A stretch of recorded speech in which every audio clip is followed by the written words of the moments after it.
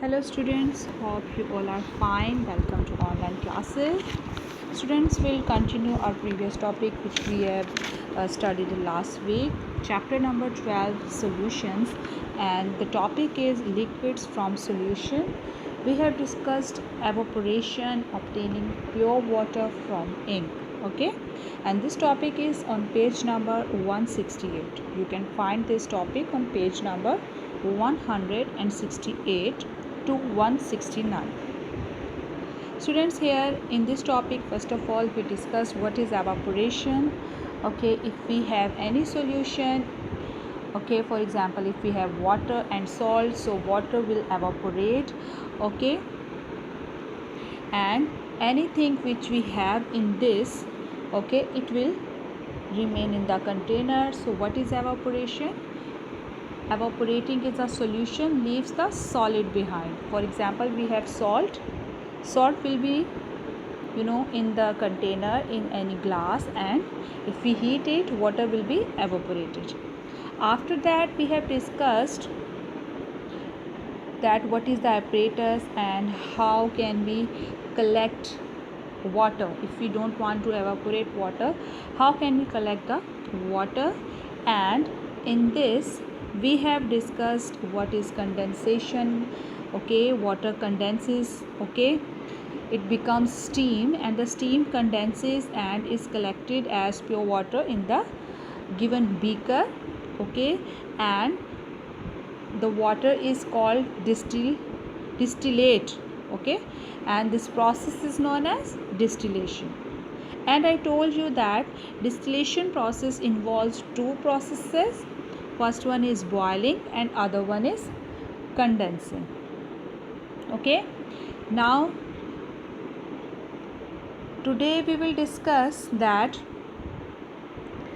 using a condenser to distill alcohol solution, because I told you that not all of the steam is condenses to water. Some of it escapes from the top of the test tube.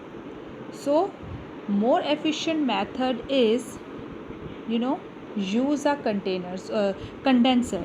So we can say that a more efficient method of distilling is to use a condenser.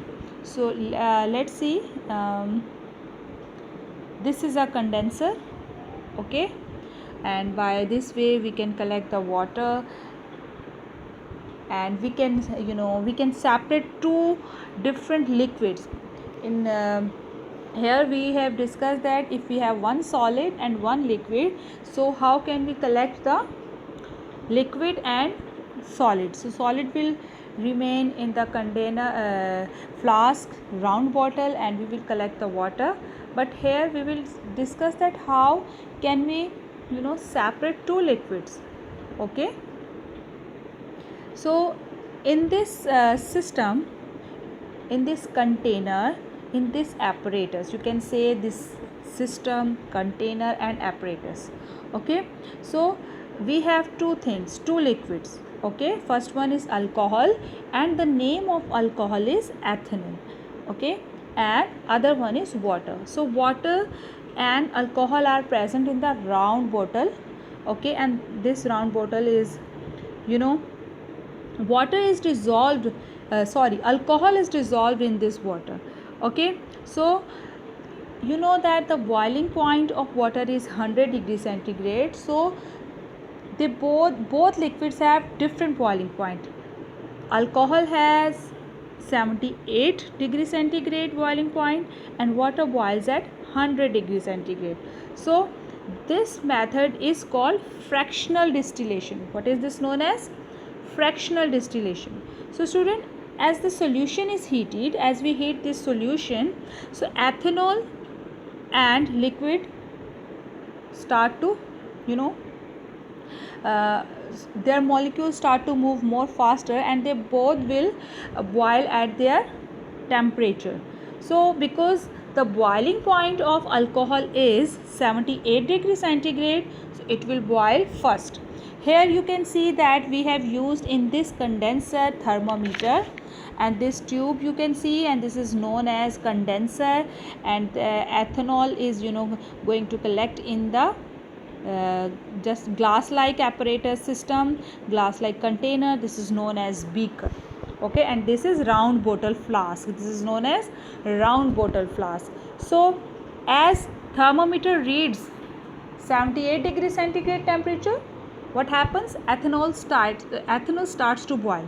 Okay, and it will, when it boils, it becomes, it converts into vapors, and it will pass through this tube there, that is known as condenser, and we can collect this ethanol in this beaker.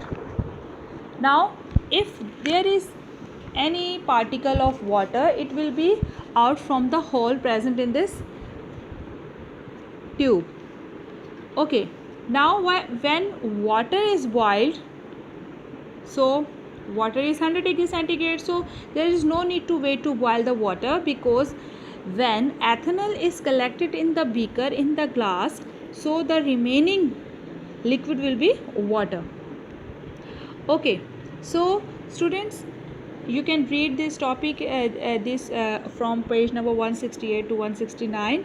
And if you see, did you know, on 169 here you see that the condenser is sometimes called a Liebig condenser after Baron Justus von Liebig.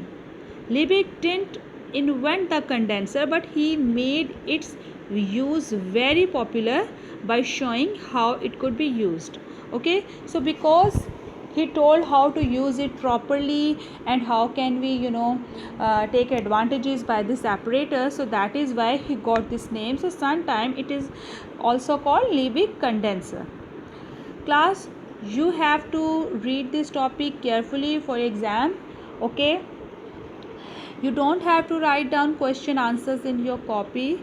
Okay, just read this topic and prepare yourself from this topic for question answers and objective type questions. If you have any question, you can ask me.